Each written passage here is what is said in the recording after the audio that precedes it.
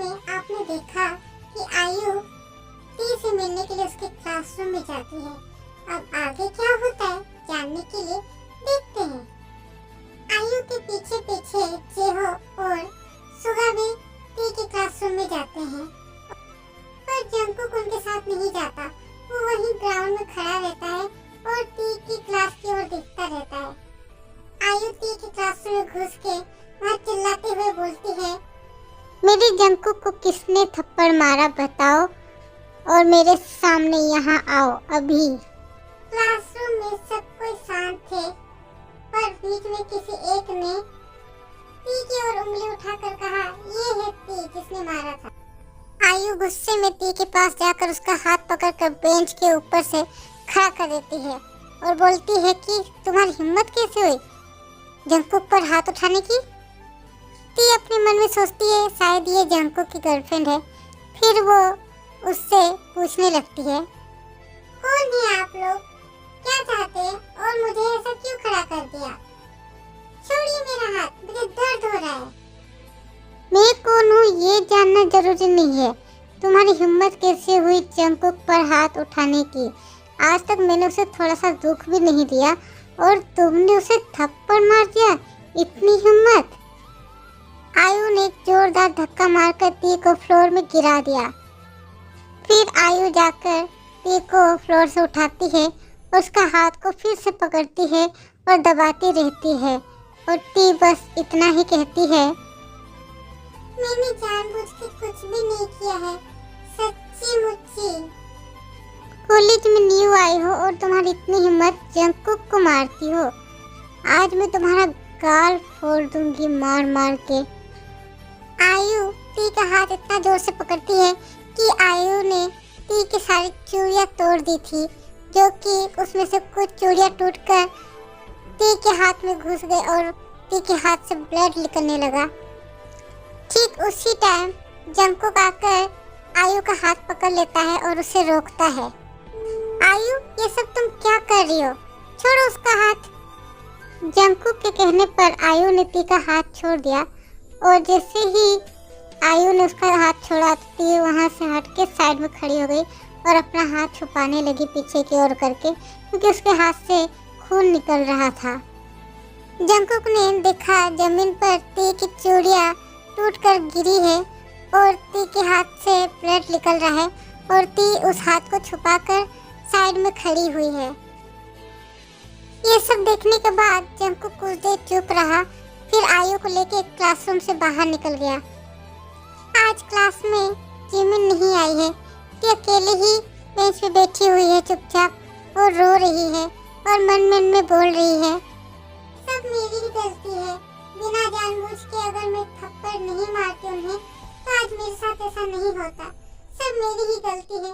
मैंने ऐसा क्यों किया? उस टाइम सोच समझ के मारा होता तो आज ये नहीं होता मेरे साथ। टी के हाथ से खून निकल रहा है और जमीन पर चूड़ियां टूटी हुई गिरी पड़ी है और ब्लड पड़ी हुई है। तो टी सोच रही है, 1 रुपया कर करके मैंने 30 रुपया जमाया था, फिर जाके मैंने ये चूड़ियां खरीदी थी, पर आज टूट गई। बेबी, तुम मुझे यहाँ पर क्यों लेके आए? मैं उसे एक थप्पड़ मारती तो मेरा मन शांत हो जाता। उसकी कितनी हिम्मत, मेरी बेबी को मारती है। आज तो मैं उसका खून कर देती। जंकुक चुपचाप खड़ा होके सिर्फ टी की क्लास की ओर ही देखे जा रहा था। जैसे ही आयु ने उसे एक धक्का मारा तब उसे होश आया कि चारों तरफ सन्नाटा है, सब कैसे चुपचाप है और ये सब उस पहले की घटना की वजह से हुई जो आयु ने अभी टी के साथ किया है। क्या हुआ है तुम्हें?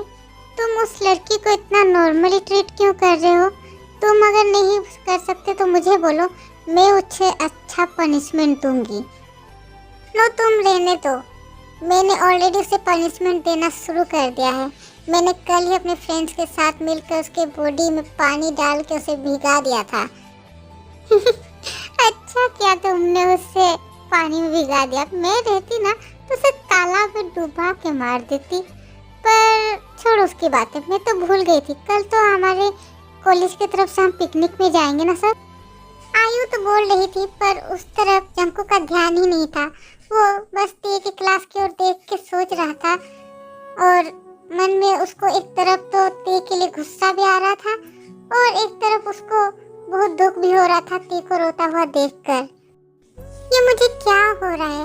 मैं उस लड़की के बारे में इतना क्यों सोच रहा हूँ जिसने मुझे ही थप्पड़ मारा और मैं ही उस पर तरस खा रहा हूँ।